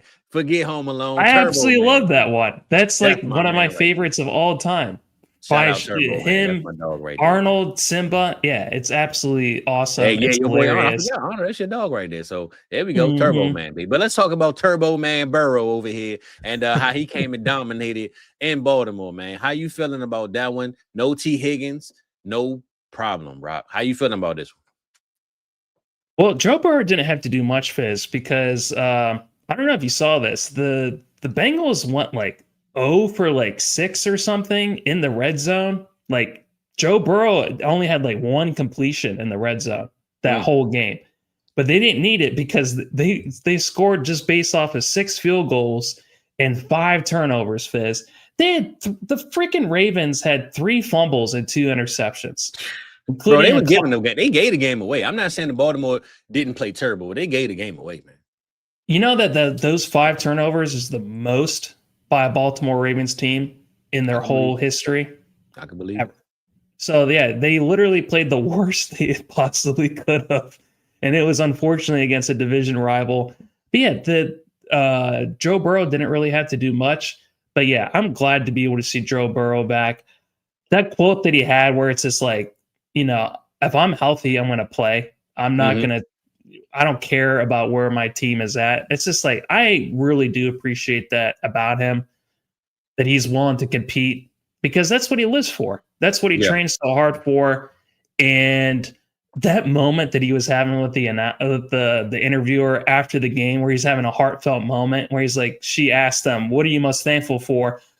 He was talking about his family and friends and everyone that stuck with him over the last, 8 to 10 weeks of being hurt and going through that rehab, through all those, those doctors and those trainers. And then while he's having this heartfelt moment, all of his teammates are just like absolutely devouring all that food that is around. Yeah, that sounds good. I'm hungry, right? Exactly. I mean, hey, give me some of that skin on that turkey, Joe. Yeah. So yeah, I just appreciate that about him. I absolutely love Joe Burrow. Nah, that's a good man. I don't really cheer for the Bengals much, man. But shout out to Joe Burrow, man. He went out there, he did what he's supposed to do. A real efficient game. He looks like he's ready to be back. The Bengals look like they're ready to be back. And hey, man, I don't know if the jersey's gonna work right, but Baltimore can't lose no more. And hopefully, I bring a little bit of sauce out there and beat more, baby. I might gotta drive up there, man. Baltimore live. I might hit the casino at least. Something, Rock. This is to bring my spirit in the Baltimore streets, baby. All right. But the Bengals got it done. Because they're going to learn from these mistakes, Fizz. They're going to come back better next year. Eric DeCosta is one of the best GMs. He's going to figure out what the problems are, and they're going to come back next year even better. So I'm not worried about it. Well, I say this, Rock. I think it's a trend that we're doing right now on this show because, like I said earlier, Sunday evening games were a snoozer. Wasn't much to talk about. And I got 2 more games on the list that I want to address, and they're both from Thursday and Friday. So it wasn't much going on Sunday. If y'all want to talk about a little bit of your game, let us know. We got a good couple, maybe 30, 40 minutes left, Rob. But let's talk about the big dogs in the house, baby. Chiefs, we just talked about them. Can they win on Sunday night? I think they need to win. Cowboys 6-5-1. I know that tie is going to set the tone for what the future holds with the playoff run, but it's still a tough road, man, to get there. But before we get there, let's talk about this Thanksgiving turkey game, man, because first drive, maybe second play of the game, my boy Dak Rock throws an interception. Interception already. And I know the haters was calling, Dak, he's back to blame. Then the Chiefs answer, 40-yard touchdown, Rasheed Rice, right? I'm like, hey, Rock, one thing for sure, I'm locked in with 4 this year, baby. My boy did like this, winked that eye, got right back on the field. He ain't tripping off nothing. So we won the game. Pat Mahomes had 4 touchdowns. I didn't realize until I looked at his fantasy points. I was like, damn, he had 4 touchdowns? I watched the game, and it still didn't resonate that he had 4 touchdowns. And no picks. He didn't even have a pick either. Bro, he looked very efficient. Yeah. Only thing I will say about Pat, man, I think he got to start learning how to get rid of the ball more, Rock. Because he take bad sacks sometimes when he trying to do too much. And, I think that's like every quarterback. Have you noticed that? Whether it's him or Lamar or just some of these guys, they just never want to throw the damn ball away. Yeah. They're like, fuck that. It's basically, how like in Madden, you have to click like 3 different buttons just to throw the ball away. It's just too complicated. Yeah. That's what it feels like for these guys out there. Oh, I don't want to throw the ball away. That's too difficult. I'm just going to take this sack. Yeah, no, I think he definitely has to learn how to do that. But overall, Cowboys won the game. George Pickens wasn't the number 1 receiver. CeeDee Lamb had to get his get back, man, after showing out and doing nothing against the Eagles. What's your take on this game, bro, on both sides of the field? And what we looking forward to for next week? I think, with all the different teams that we talked about, like the cold teams, we talked about the Colts, the Bucks. We didn't talk about the Lions, but they've lost 3 of 5. They also look cold. The only other team that looks as hot as the Texans, who have won 4 straight, is the Cowboys, who have won 3 straight. I think they look like the most dangerous team, like over the last month, especially since the Quinnen Williams trade. Yeah, absolutely crazy. I want to get some of your thoughts on that too. But Quinnen Williams and Kenny Clark, 2 guys that they acquired in their trades this year, they look like they're playing the best they have in years. I mean, Quinnen Williams is reminding people, hey, I used to be regarded as the best D tackle in the NFL. Mm-hmm. I not only stop the run, but I can also get after the passer and get sacks. So, like, he's completely changed around this defense. The defense just looks way, way better, Fizz. I mean, that was the number 1 thing that they were missing. I just hope it's not too little too late, because Dak is playing probably the best QB he's ever played. He's reminding people that he needs to be considered a top 5 QB, Fizz, in the NFL. And you have, one of the best duos that we'll probably ever get to see for years with George Pickens and with CeeDee Lamb.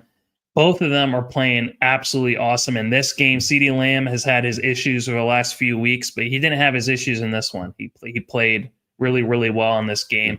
Mm-hmm. So it's like this team is unstoppable right now. It's just like they look really, really good. They're beating the best teams in the NFL. I just hope that they do make the play. I hope that they do, but it's going to be tough. It's going to be tough in the NFC this year to be able to make it.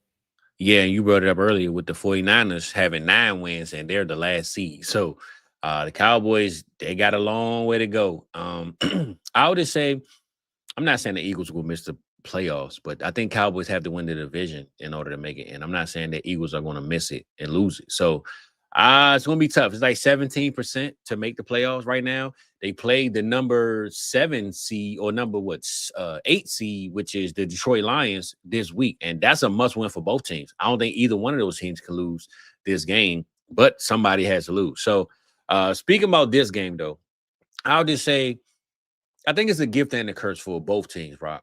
I think the gift was Cowboys played at home. The Cowboys have the upper hand at being at home on a short week. They didn't have to travel. It's Thanksgiving. So mentally, we already prepared. Hey, Thanksgiving, we know this from like the summer, or forget the summer, all year for now on until oblivion. We know our Thanksgiving will be football. So mentally, you can get yourself ready until the schedule comes out and then you see the opponent. But the Cowboys have the upper hand to me every year on Thanksgiving. Just knowing that you have that game already locked in. The biggest thing that I saw from my team was bro, I say this every week. The resilience of Dak Prescott, man. When he threw that pick, he winked that eye. I sat back on the couch, Rock. I said, hey, man, my boy got it. I ain't tripping. I'm not tripping because I know he understands now. People are watching him. They waiting for him to mess up one time so they can say, there you go. He back to being that bum. He's the number one paid quarterback in the league. He don't deserve it. I think he understands that now, and he challenges that. He accepts that challenge. He don't let it get to his mind. But what you said, Williams coming in, he set the tone on the defense, and I know Micah Parsons moving is a big, big deal. I'm never going to downplay it. But I think what we were missing is the inside being, because now you got to double team Williams. When you double team Williams, that opens up the DNs. It opens up for Clowney and Overshown and all these guys to go at the quarterback. And I think right now it might be a little bit too little too late, Rock. I don't know. I'll just say if they can get George Pickens under contract, next year will be the year I really come out and tell you I'm locked in. But we talking about this year. We talking about what they got going on. I believe right now, like you said, they're on a 3-game win streak.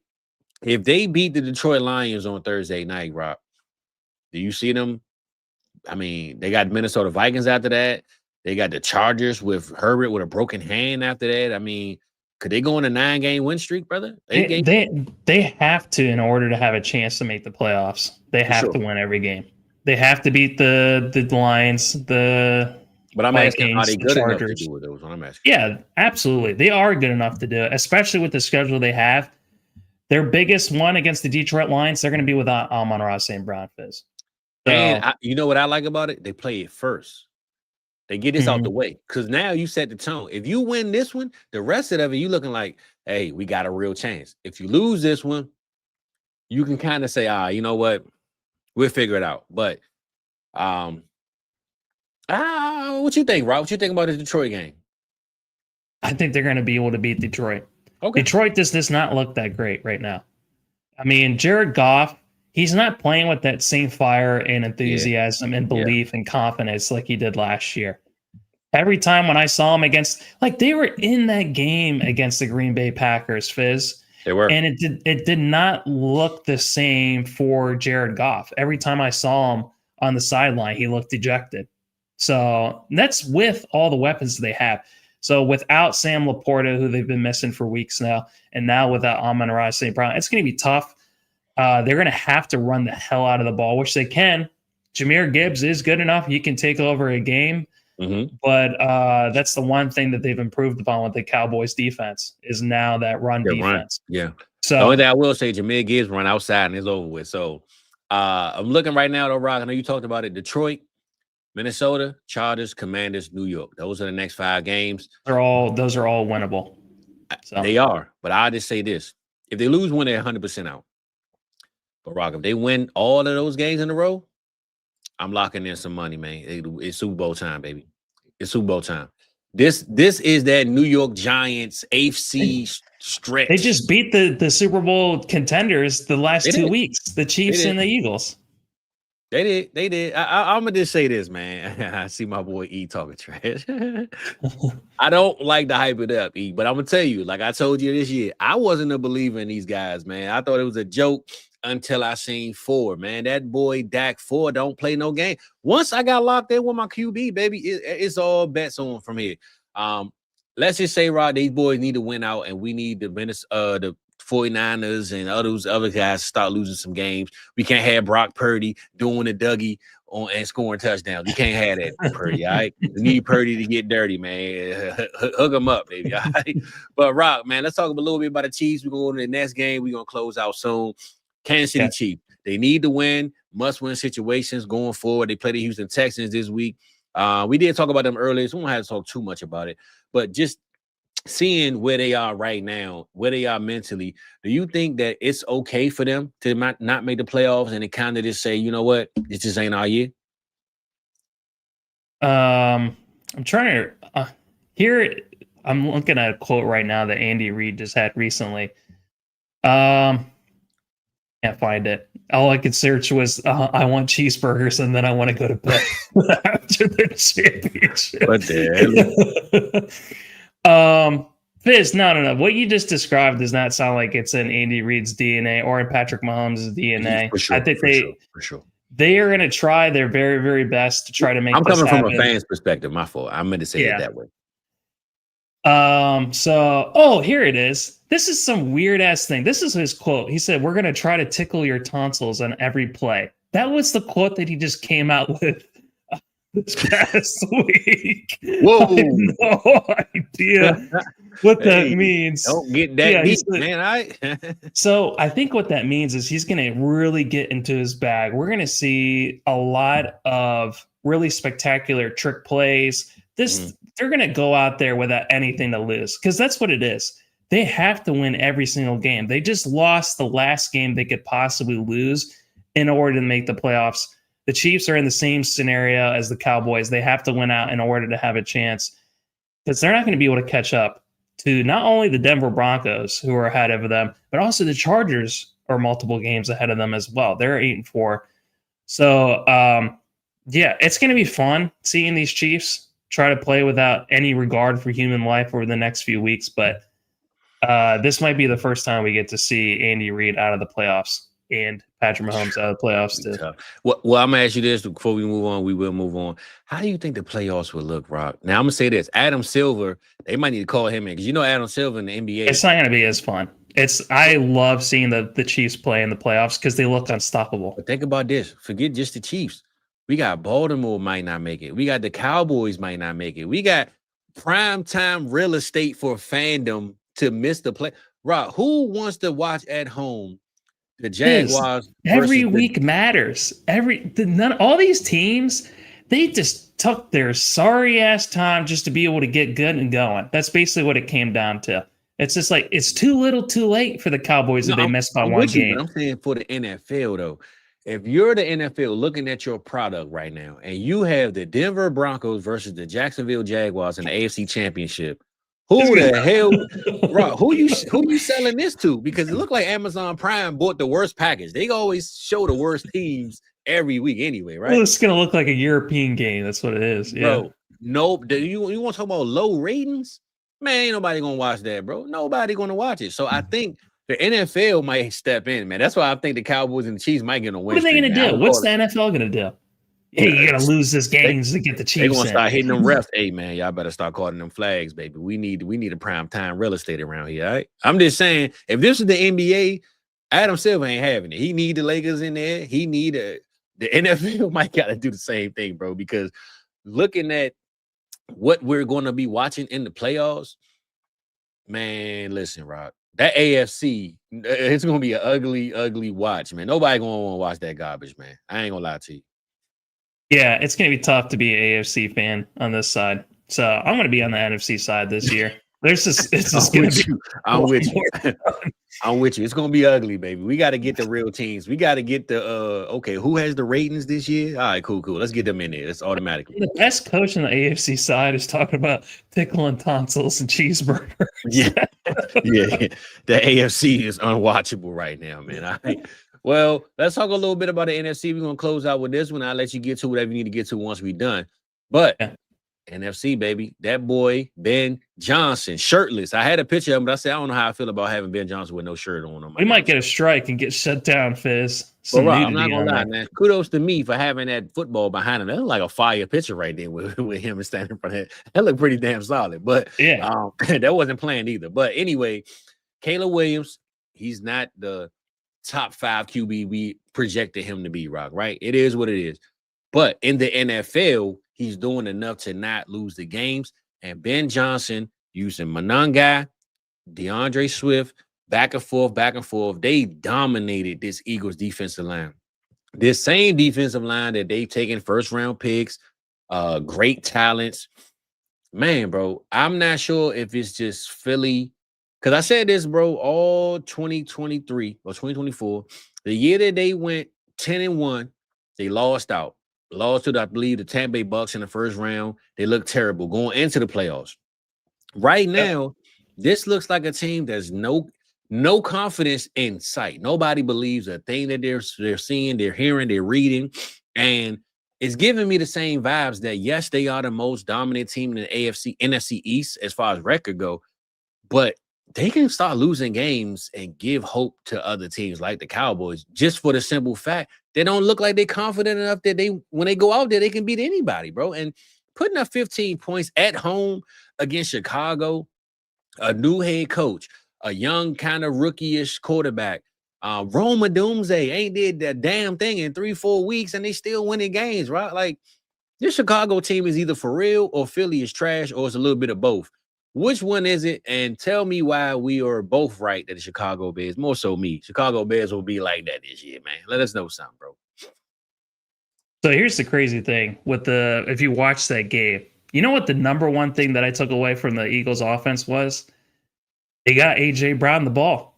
He went 10 of 12 catches, 132 yards, and 2 touchdowns. This is arguably his best game of the season. Mm-hmm. And it didn't matter, Fizz, because they couldn't get the running game going. That's what we've been talking about all season long. The curse takes many different faces, Fizz.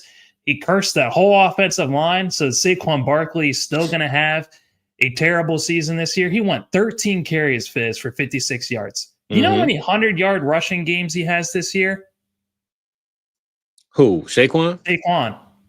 I'm going to say 0. 1. He only has 1. Okay. Well, it felt like 0. Do you know how many he had last year? 15? Yeah, it was like 11. He had like 11. So there is a huge difference at this point of the season last year compared to where it's happening this year. People are unfortunately taking out the Eagles fans are taking out their hate on the OC's family. They're egging their house and shit like that. I saw the video this morning. They egged. I mean, the man got a nice house, man. Don't get me wrong, but they throwing eggs on it, man. What the hell going on?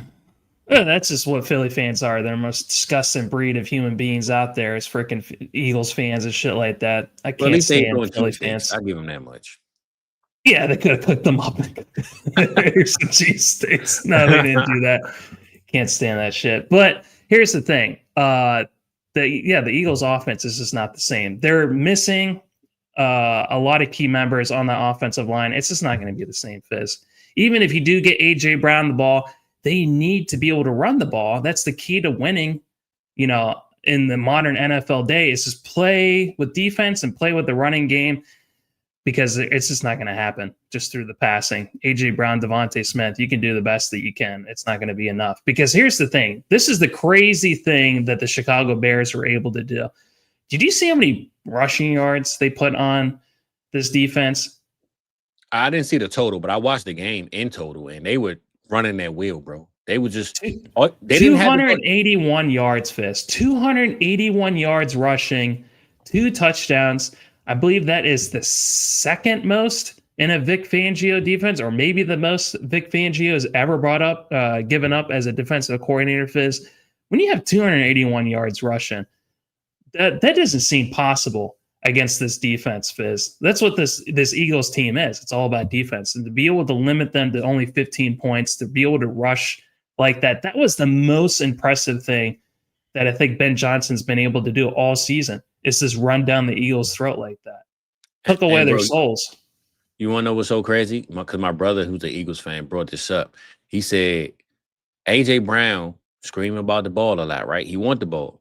His biggest games, they lose. The games that he get the big yards, right? He played the Cowboys, had 110, 10 targets, lost. Played the Bears, 12 targets, 132 yards, lost. He had 120 yards against Minnesota, almost lost. And he had 80 yards, 9 targets against the Giants and lost.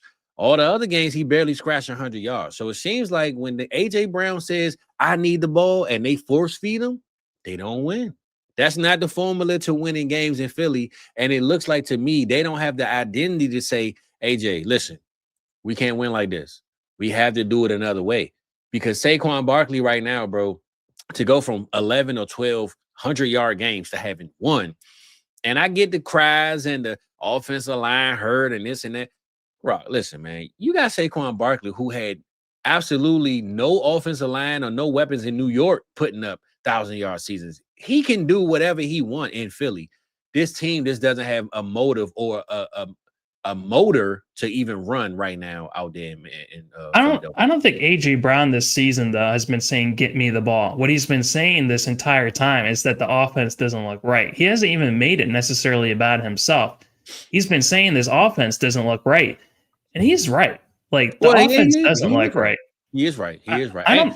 And kudos to him for calling people out, bro. I feel like when T.O. did it, it was a big issue. When Dez Bryant did it, it was a big issue.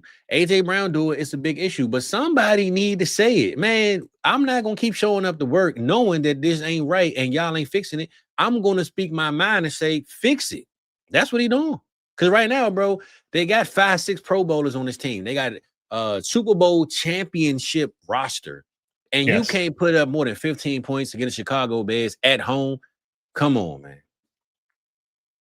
I don't know. I'm a big proponent of not just being able to call out the issue, Fizz, which is what AJ Brown is doing, but also come up with a solution. Anyone, Fizz, can come up and point the finger and look at all the different holes in something. But not many people have the answers to know how to fix it. So what good is it if you're only just putting salt in the wound and you don't know how to sew that shit up? So that's the only thing I would say about that is like that. Yeah, AJ Brown, maybe you're causing a lot of division in your locker room. You're causing a lot of issues. The quote that I heard earlier this week is that the locker room is meant to be the safe space in the NFL. Regardless of what is happening on the field, what is happening in the media, that's where you are with your brothers, Fizz. You know, in that locker room, there has to be accountability. There has to be able to be a place where you can hash things out and talk about things, but also come together as a team. And it does not seem like that's what's happening with the Philadelphia Eagles this year. And I think that's the main issue, is that a lot of those leaders, especially on the offensive line and defensive line, Fizz, they don't have Fletcher Cox anymore. They don't have Jason Kelce anymore. They don't have those leaders like they did in the past to be able to bring this team together. So I think that's a lot of it is coming down to. I think that's 100% what it is, bro. Leadership, man, and locker rooms. I think the NBA lost a lot of that when they start letting the older guys go, going to the younger guys. And I think the NFL is starting to get the same formula where you have these older guys on contracts that they might not even play. You just need them for the locker room. You need them to be around. You need them to coach the younger guys up. I wanted the Cowboys to sign Tyron Smith back, man. Just keep him in the locker room. Help out the young offensive linemen. Like, that's the type of stuff we need, man, in these they have Brandon Graham. They have Lane Johnson, but it's just like yeah. And Brandon Graham just came back. Remember, he was gone for a little while. So we'll see, man. But what about the Bears, though, bro? Enough about the Eagles. They trash. We know they garbage, man. Get them out the league. What about the Bears? What about the Ben Johnson, Chicago Bears, Caleb Williams, DeAndre Swift, Roma Dunze doing absolutely nothing, and they still dominating teams, man? They are dominating the way that you want to, ideally with a really dynamic running game, Fizz. Kyle Monangai, DeAndre Swift. Kyle Monangai had 22 carries, 130 yards, a touchdown. Swift had 18 carries, 125 yards, and a touchdown. So they are looking absolutely unstoppable when it comes to the run game. This is the thing, though. Caleb Williams needs to get his shit together in order for them to actually be able to win their first playoff game. If they actually do get that first round bye and they maintain that number one seed, that will be absolutely amazing. But in order to win that first playoff game, Fizz, Caleb Williams has to do better than 16 of 36 for 154 yards, Fizz. He had a lot of passes that sailed over wide receivers. He had an interception. And you can't be playing like that right now. You can't be relying completely on the defense to get turnovers for you, which is, that's the number one thing that's really kept this team in games, Fizz. They had the number one turnover ratio in the NFL. Got even more turnovers in this game as well. But, the run game's looking good. The defense is looking good. Caleb Williams needs to step up, though. He needs to be a lot more in sync with his wide receivers. You can't have Roma Dunze go like the last month of like getting like 50 yards. It's basically what he's had for the last month, Fizz. So get Colson Loveland involved, get Roma Dunze involved. You have Luther Burden, you have DJ Moore, you have these receivers. That's when they become the scariest team in the NFL. There is more room for them to be able to grow. That's the crazy thing about this team. It's not all there yet. So we'll see if they actually do get it all together before the playoffs, though. Well, I just say this, bro. Sounds good to say Caleb needs to step it up, but he played the Green Bay Packers this week. So good luck trying to learn how to be a quarterback right now against that defense. But I'll just say this about the Chicago Bears. Think about it. They're 9-3, and Caleb Williams hasn't looked the best he's ever looked, but they're 9-3. I think Ben Johnson is one big game away from Caleb Williams looking efficient, like a Matt Stafford type game, where he can put his hand on his shoulder and say, now we ready. Because I think that's what Ben Johnson putting together. He putting the defense side is cooking. The running game is cooking. DJ Moore then stepped up week to week. Cole Kmet then scored some touchdowns. My boy, all he waiting for is for the number one guy. And once he come through with that breakout game against a solidified team, whether it's Green Bay this week, right? If Caleb go out there this week, have 260 yards, 2 touchdowns, no interceptions, a game like that against the Green Bay Packers, now you walk your young guy and you go to that locker room and say, we ready. And I think that's what Ben Johnson waiting for. He waiting for that Caleb Williams, I'm ready, coach, game. So shout out to Ben Johnson. I ain't gonna lie, Rock, I ain't gonna pull your card, but you definitely earlier said Ben Johnson got to show that he's a good coach. And you weren't wrong. Like, he got to step up. Like, seemed like the all season he felt a little too cocky before he really showed us something. And I really believe in him, man. I think Ben inspires people from what I saw in Detroit. He's a no-nonsense accountability coach, which is my favorite type of coach. Yeah, and I think he's doing it now. Caleb just, like I said, he's right here. He's on the brink of it.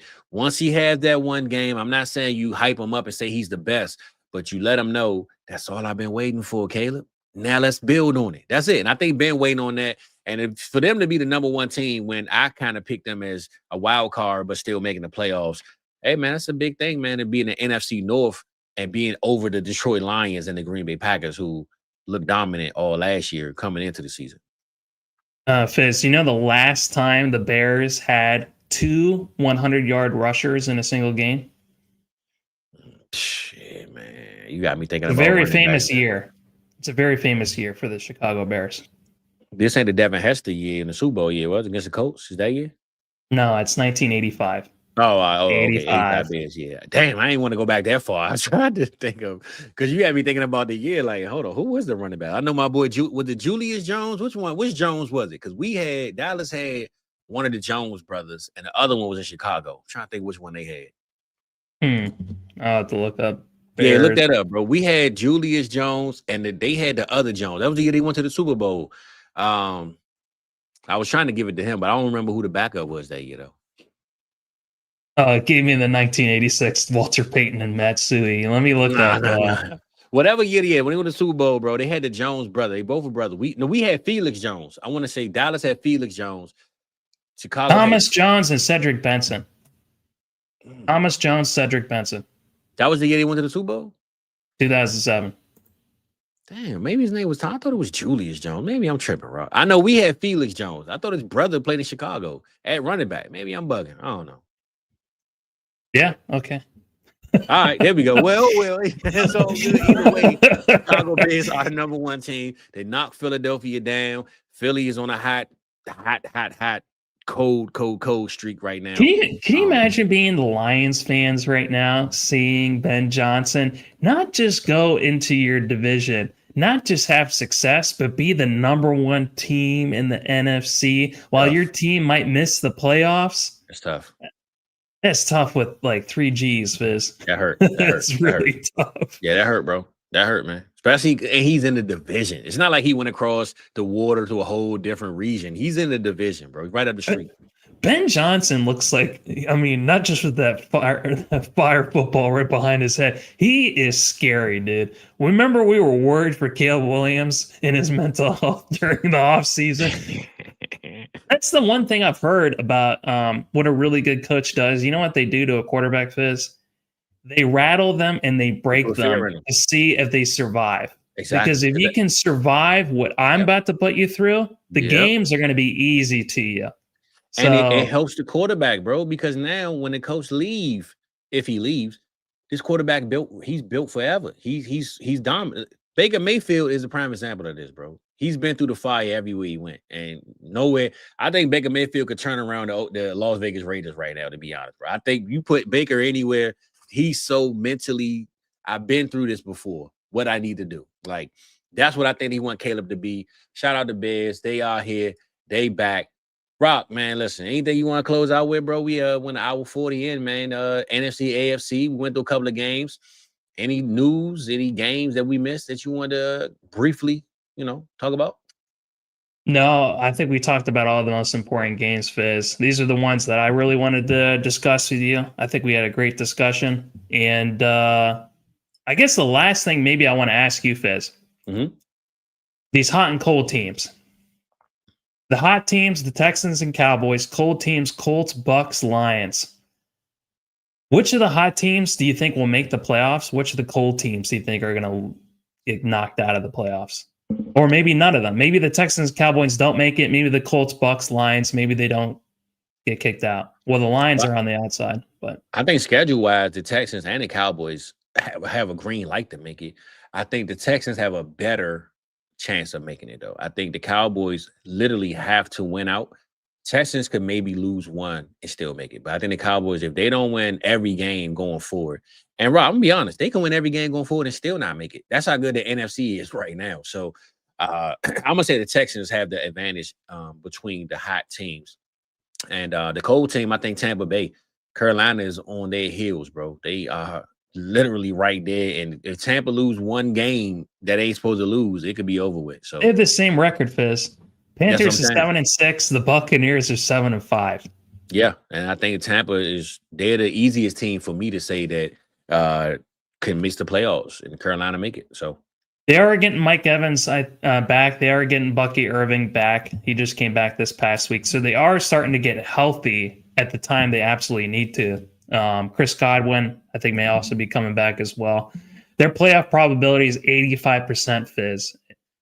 The Panthers are at 17%. But yeah, everything will change if they beat the Buccaneers. So if the Texans make it, who are they knocking out?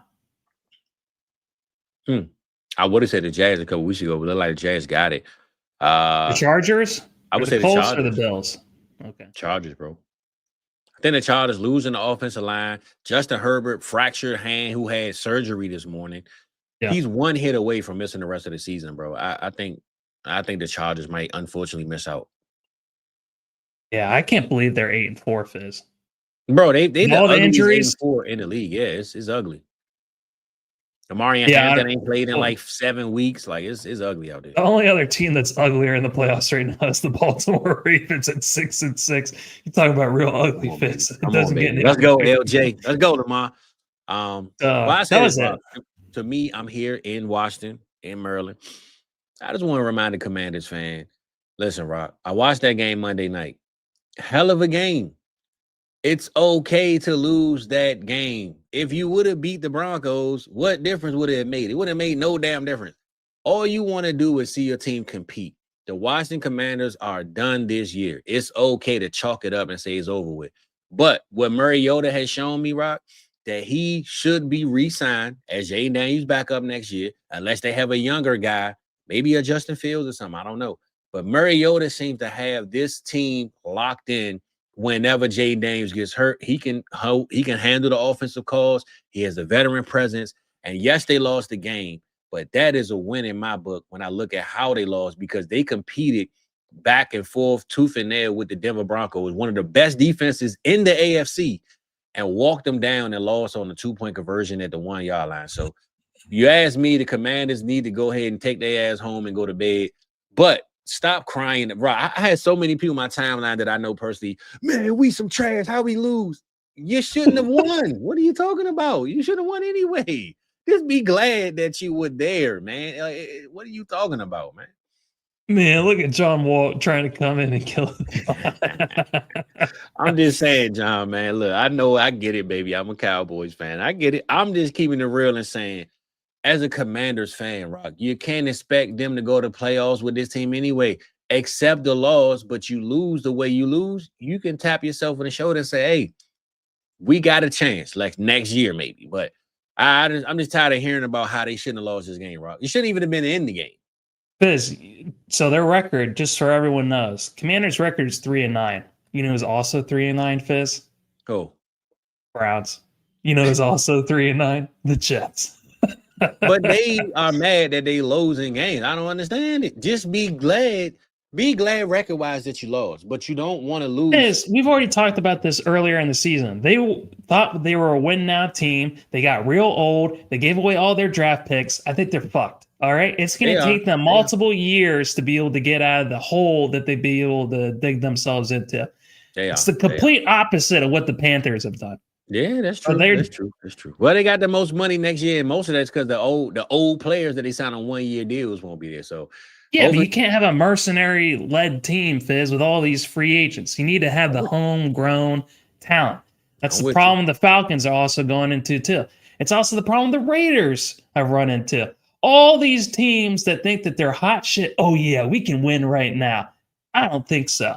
And all these teams are going to be in the dumpster for years to come. So, which I ain't gonna say they're gonna be in the dumpster, but they definitely aren't gonna be in the NFC Championship no time soon, like they were last year. But regardless, hey, enjoy your top early pick. Hopefully, you pick the right player.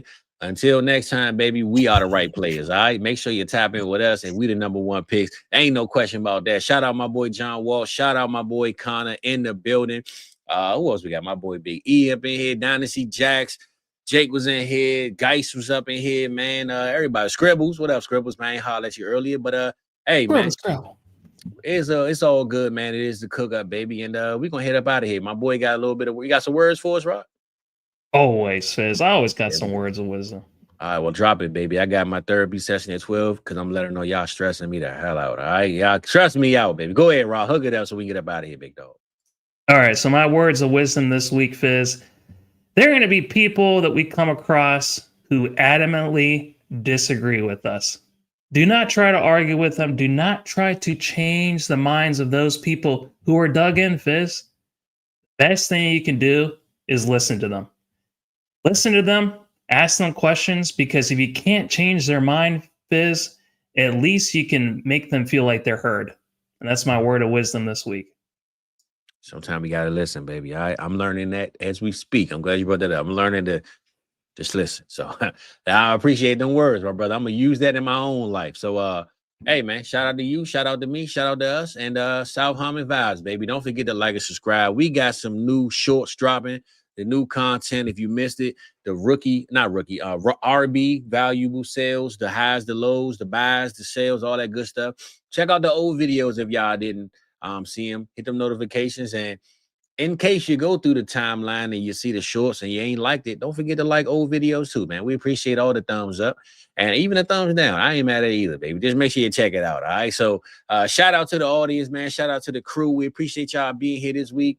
Rob, I appreciate you, big dog. We're going to have us a good time. See y'all next week and hopefully a good week 14 of football, baby. Till then, we out of this thing, Playboy.